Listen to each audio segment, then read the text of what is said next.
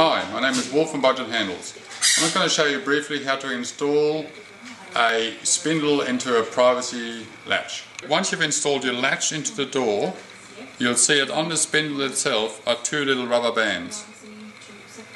This spindle needs to go right through the latch, and then you need to take the second rubber band off from this side and move it onto the other side.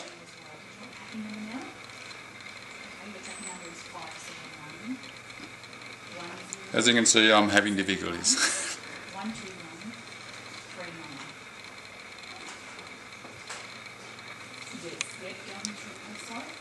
You'll find there's a little cutout or rebate in the spindle, so the rubber band on both sides should be in a little rebate. This is to ensure the spindle always has to stay in the right spot.